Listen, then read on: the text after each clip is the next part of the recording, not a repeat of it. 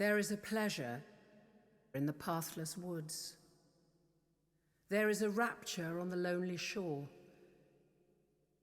Hello everyone, I'm Anthropomantic Fiend, and usually I do horror-related things on the internet, but I'm doing another favorite songs video. If you don't know what this is, just look at the playlist that I've done of these since June and July. Well, technically that was done in August, but it was for June and July, but regardless, this is a list of songs that I'm recommending that I've discovered or rediscovered in the past month that I really love and I think other people need to check out. I will be going through each song and why I like it. I will be linking a YouTube playlist of all the songs, a Spotify playlist that has most of the songs, although a few of the covers are not on Spotify, so I have linked other songs from the same artist that I think are really good and need to be looked into, or the original song that is being covered. I will also be linking just my personal Spotify playlist, which has over 1,000 songs in it, a bunch of stuff I love. You could just hit shuffle on that and possibly discover something cool if you want to just find new music. So all of that will be linked below, and without further ado, let's get into the songs. So the first song on here is Dragons by Necrogoblicon, and Necrogoblicon is a melodic death metal band.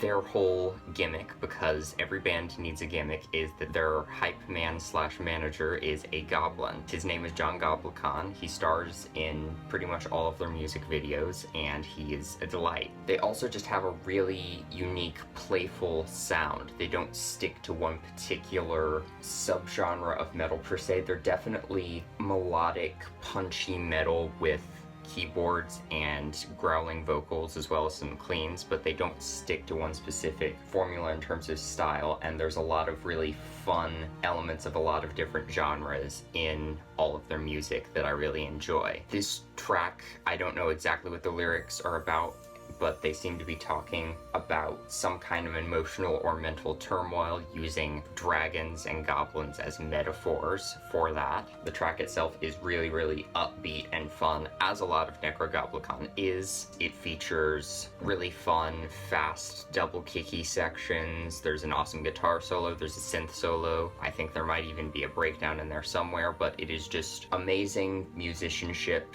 applied to a really, really fun song. The actual lyrical content is fairly serious, if in some ways playful, which is what I really like about Necrogoblicon. They're kind of gimmicky and goofy and fun, but there's also always a layer of earnestness and emotional realness when it comes to their lyrics that I really like. Next on here is, I don't even know how to pronounce it, but it's just two V's. The song is Salute the Sanguine. The two V's stand for Ville Valo, who is the former frontman for the amazing Him, the Finnish goth metal band. This is his project after moving on from Him. This is the only song of theirs that I have heard, but I really, really like it. It obviously has a vampire theme. I actually named one of my hangout streams on Bram Stoker's birthday after this, because I threw this on one of my vampire playlists that I made on Spotify, and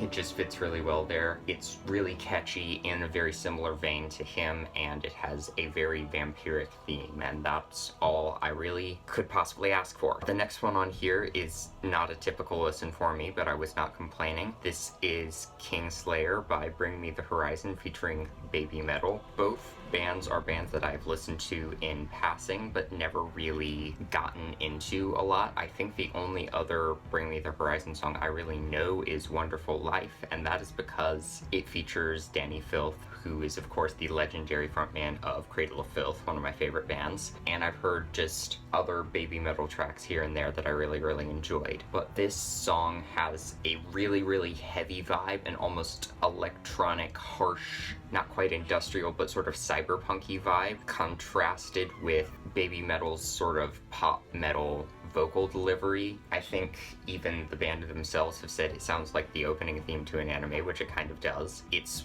really, really fun, and the lyrics are almost Matrixy. They're sort of talking about living inside this machine and trying to wake up to the reality of your situation and not just being complicit in the life that you have and trying to fight for the life that you should have. Again, there's the image of the Kingslayer, this sort of toppling of authority, and I think that is a really cool message delivered in a really, really unique way with this sort of bizarre melding of genres. So this is already a really popular song. I think a lot of people know about it, but I really, really enjoy it. It's really catchy, but there's also a lot of depth to it, and it's really heavy. The next one on here is another kind of weird one for me, but also not, because it is the amazing Flora Jansen, the lead singer of Nightwish, my favorite band ever, and it is her cover of Let It Go from Frozen, which is a song that I loved the first time I heard it when I saw the movie in theaters, and then I was beaten over the head with it again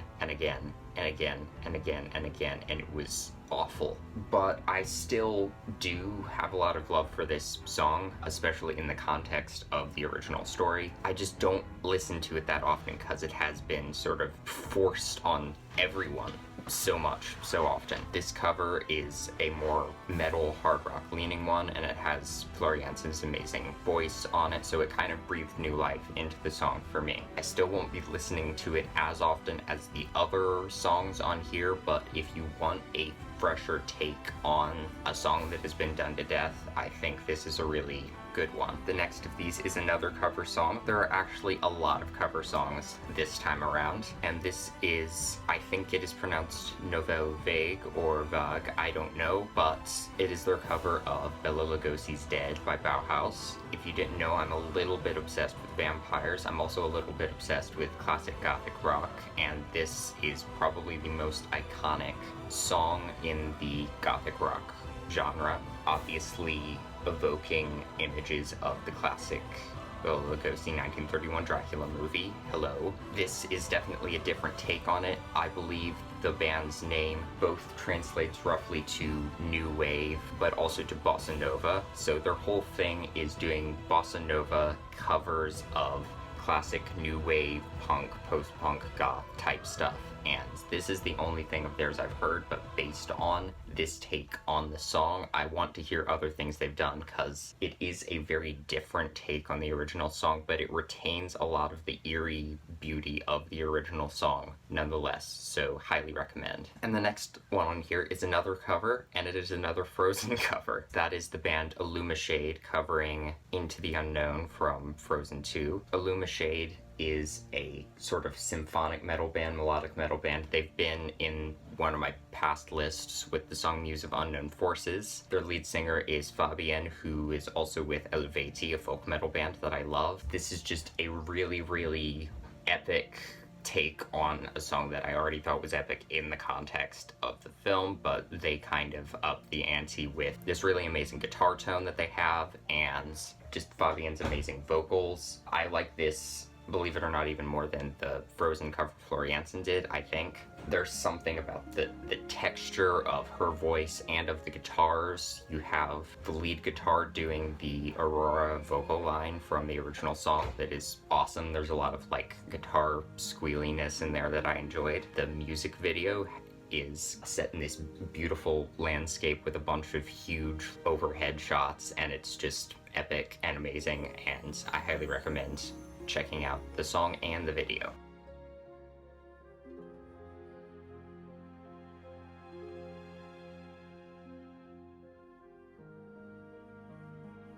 And the next one in here is kind of two in one, because it's the original song but also a newer rendition of it, and that is Spiders by Bird Eats Baby. Both the original song, which featured Gabby Young, and this new rendition of it that just came out last month featuring Bird Eats Baby's lead singer Michigan Fitzgerald and the singer Sala Canerva. I don't even know how to describe Bird Eats Baby's sound. They're kind of an arty, dark, slightly punky rock band. They've got a little bit of punk attitude to them, but I wouldn't call them a punk band. They're very piano driven because Michigan, the lead singer, is a piano player, and there's a lot of piano. There's also a lot of violin in their more recent stuff. So there's this dark theatricality to their music, but also this very heavy side. They've done covers of bands like Tool and Marilyn Manson. This track is definitely in line with what they usually do. It's a very melancholy song. It's very piano driven, but there's also beautiful violin lines and this driving electric guitar and bass and drums and rock setup to it, and both Michigan's and Gabby Young's vocals are gorgeous. And the new rendition is a much more stripped down version with just piano. It's much more minimalist than the original recording, but it is still really beautiful. I haven't delved as much into what the lyrics in this one mean, but it is still a really good song that I think is worth looking into. And the next one on here is kind of weird for me because I love this band. I keep saying that a lot of things in here are weird for me, but my music taste is weird in general, I guess. I don't know. This is Hex by The Birthday Massacre, and The Birthday Massacre, if you weren't aware at this point, are one of my favorite bands ever. They are right up there with Nightwish, Cradle of Filth, Elevati, a lot of other bands. They have this sound that is a mix of 80s synths and almost 80s film score sounds and 80s synth pop with a more dark, heavy element as well as some sort of 80s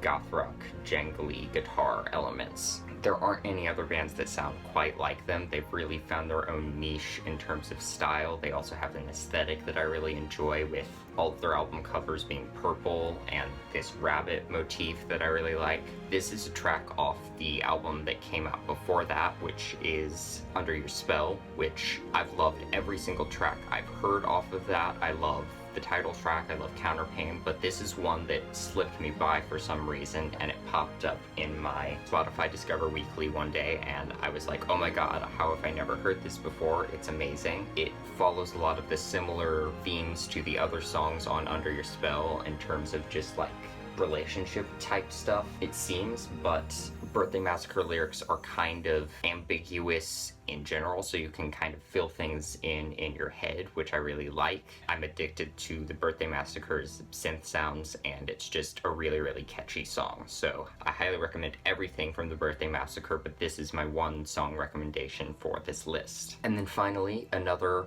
cover song, also from the amazing Flori Jansen, and this is a cover of Alone by Heart. She has covered this song before with Nightwish. I think it was when they did the Nightwish cruise, which I would kill to go on someday. I don't know if they'll even do it again though, and it was predominantly for Finnish people, I think, so I don't know. If you didn't know already, she has an amazing, amazing voice. This is a much more stripped down version of the song. It is just her voice and piano by, I think, possibly Just, I'll put his full name down here, who collaborates a lot with projects like Ariane, who I've talked about before. She has this amazing emotional vocal delivery, and it's just beautiful, and I literally have nothing else to say about this one. Those are my song recommendations for November. Again, links to all of the stuff I mentioned at the beginning of the video will be below.